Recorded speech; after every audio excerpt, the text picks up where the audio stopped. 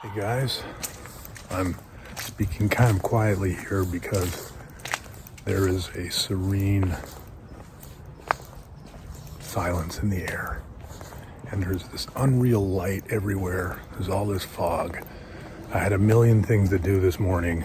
I went out to it was trash day last night. You can see all these cans are out. I was gonna put them in, but there's this beautiful trail near me, and I just have to go and see it this time before the world wakes up. And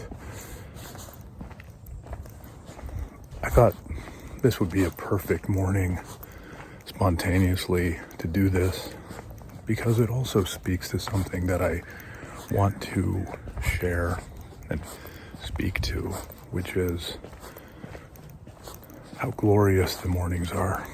We are all blessed to have them, and I almost never take advantage of this moment to do this. I get up early, I do that, and there's nothing quite like seeing everything awakening all around us. But when you have this much fog, which I grew up with, it truly is magical. The fact that there's something almost tangible in the air is extraordinary to me. Still at this time in my life, I become a kid again whenever I see fog. I should be very used to it, but I've never felt at home in the summer. Maybe that's just because being a fall child and everything, but I have a sense of homecoming whenever the fog rolls in. We have mist, we get the marine layer, and this is just gorgeous. It's nothing short of fantastic to me. It gets me every time, and I think that in many religions there is a divinity that you access when you get up at 4 a.m. Now, I'm not saying you should just do that. It has taken me years to do that. But I think that I know what they mean when I feel that divine silence. I'm saying divine silence because it's the thing that emotionally feels the most appropriate for me to say. You hear a car coming because this is where the trail gets closer to citizens and people, but this really does feel like the wilds. There's so much overgrowth, and it's just a wonderful adventure all the time. But this is another part of inspiration for me, taking walks.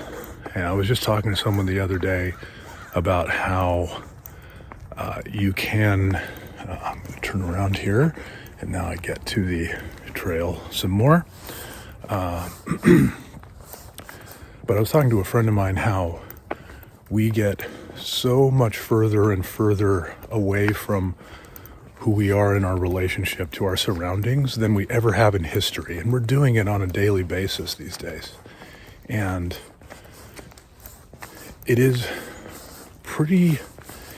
just blows my mind that despite that, I can go out and take a walk like this, or I can schedule time in the woods and just go on a hike, and it brings me back, literally brings me back to earth, and that's available for all of us. So why don't you do that right now? I will say also, take an audiobook and schedule a date with yourself to go for a walk. I don't think there's any greater gift that you can give. There's my friend there. They're all my friends, see? And they're your friends too. They're waiting for you. For me as an artist, and I like to work with watercolors, acrylic, gouache, and fog, rainy days make me feel I've stepped into a painting. It makes me feel how much fun that the creative energy is having every day, every second. And I want to get in there, and I want to partake. I want to participate. I want to be part of the party. all from seeing something watery. And there's certainly no shortage of that here. I mean, just look at this oak tree right there. Isn't that gorgeous? I mean, how would you even tackle that with paint? There's so many ways. You could do an ink drawing, and you could get the shadows under the branches and just barely touch with line drawings for highlights. Or with watercolor, you do different layers, and then this would be the last layer, or this would be the first layer. With acrylic or oil, this could be the last layer. So many things. Which, by the way, if you're not a multidisciplinary artist, I highly recommend it. It's a lot of fun. It's crazy making, but it's fun. But there is just no shortage of enchantment here. So good morning, everyone. I had a few years where I was really trying to work things out, and never underestimate the power of a halfway decent audiobook and a long walk in this beautiful woodland. It goes a long way. I think there's just a lot of simultaneous effects that it has to calm you and to give you the peace of mind while you're absorbing information, while you're feeling the spirit of nature all around you, these dryads everywhere. It's good value. I have to say that it's taken me, I had alluded to it a little earlier, but it's taken me years to turn myself into, I think, my true nature, and I think it's all of ours true nature, which is to encounter the mornings, to encounter the clean slate when the world is waking up, to dare to be a part of that. And I still grumble when the alarm goes off. I hit the snooze button, but what keeps happening is I keep approaching the mornings like a creative endeavor that I can keep changing, keep on listening to, keep tweaking, and adding certain exercises in certain places, creating new, I would say, habit stacks, I guess, like he says in Atomic Habits. You join a couple habits together so that they kind of ensure that they keep happening. For instance, I'll do child's pose in the morning first thing, 15 minutes, which gives you a blast of energy. It's equivalent to about like the energy you'd get from a nap. Like, it'll give you a good 2 to 3 hours of energy. Right after that, I'm going into my one shitty page, or morning pages, kind of like with The Artist's Way, except I guess Tim Ferriss retooled it. He's a fan of Julie Cameron, but he made the change of, instead of just writing 3 pages, which is intense. I've done it for years. You just do 1 page, and it's a page where you just don't give a shit about what you write, and it's just a brain drain right away. So that's like 2 things, and then I do some yoga right after that, and then I'm learning an app about a few different business tools. I do all that all together before I take my first big gulp of water of the day. So that's a habit stack. And it's like 4 little things that I just rattled off there, but they've taken years to put together, and they have started to really act seamlessly. And once I'm getting into that child's pose, I can't wait to do them. And I'm used to success on that. And that's the first thing that happens. And while I'm doing the yoga stuff, because it takes breaks, I'm making the bed in between. And before you know it, voila, you've already taken care of business. I would say another thing that helped me with that was I started all of that by going, I'm going to get up at 6 a.m. And at the time I was, doing 8 a.m., 7 a.m. And what happened was I'd be snoozing till 6:30, and then I'd do 6. And then I would just keep fantasizing about 5:30. And I just kept figuring out ways to make that work. The biggest has been going to bed earlier. I still struggle to get to bed by 11, but there's times I get to bed by 10. I've even done 9, which is the best feeling. And I'll probably refer to this many times in other episodes, but you really want to help turn your health around with sleep. Going to bed earlier helps your circadian rhythms, which you've probably heard before. But maybe what you haven't heard is that every hour before midnight is worth 2 hours after midnight. So it's not just about getting 8 hours of sleep. Get those 2 to 4 hours before midnight if you can. It'll go a long way for everything. Your health, your skin, your body, digestion, your strength, your vigor. And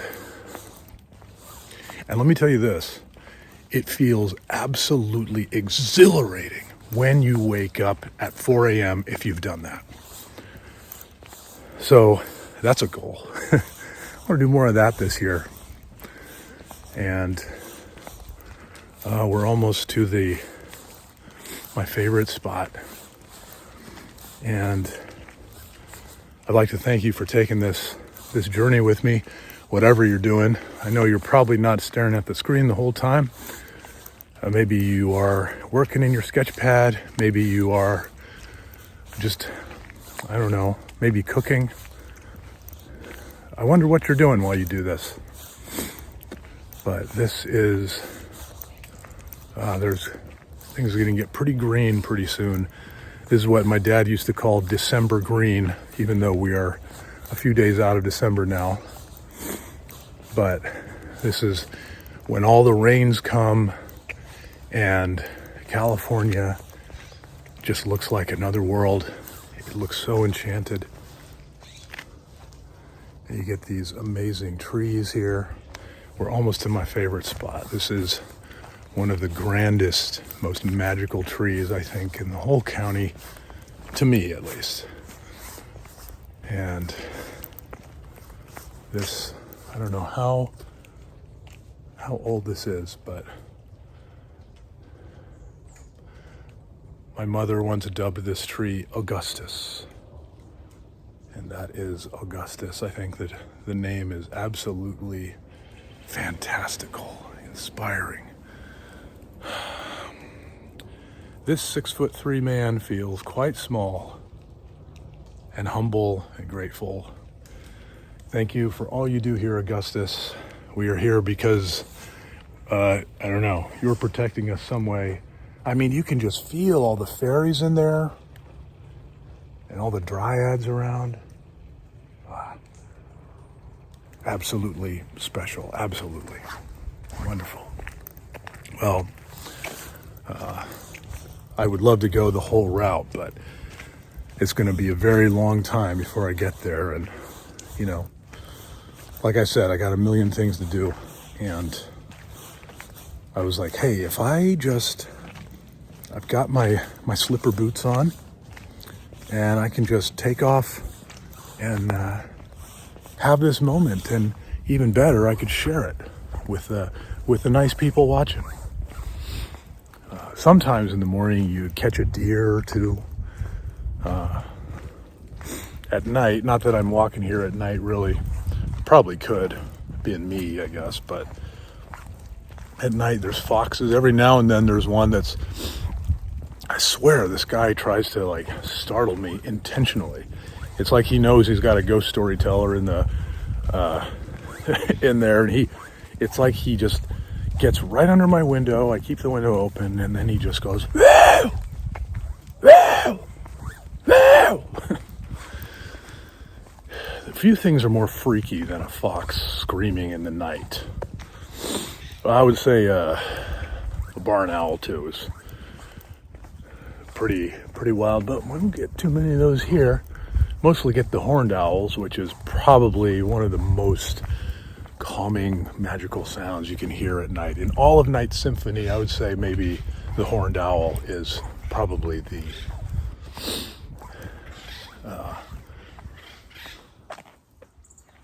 here. Hey man, good morning to you too. Whoop.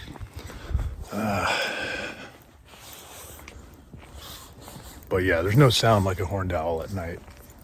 I remember when I was living in LA and there was a horned owl or a group of horned owls that would just hang out in the trees near the house, and we lived on top of a hill, and when you're in that crazy concrete jungle and you're just hustling every day, feeling all the city sounds, sirens, beeps, sounds of crazy people,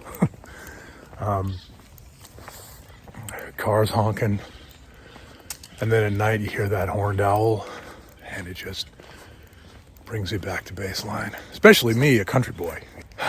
This is just so wondrous. And I mean, I live here, and it is absolutely marvelous to me every time I see it. I don't go, hey, this same old tree with overgrowth and ivy streaming off of it like the wet hair of some beautiful woman who got out of a shower, and lots of leaves that look like pieces of emeralds glittering and glistening, the gentle dance, last night's rain tapping the leaves on the dew like Ginger Rogers hitting the floor with her toes and heels. It all feels new to me all the time. These eucalyptus trees, giant, and in a few months, in that one there, that's going to be home to some owls. They nest there all the time. And look at what the fog is doing with everything. It's just painting enchantment everywhere. I just can't believe all this.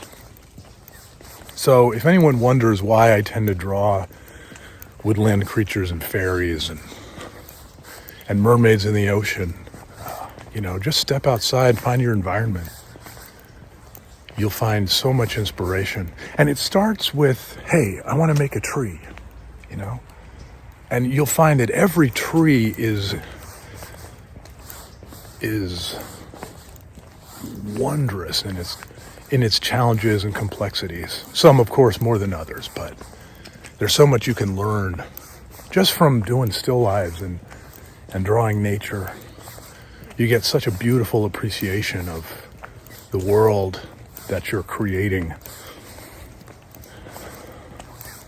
Reference will always breed you even more creativity. That's something I've found. As someone who likes to do mythological characters, folklore,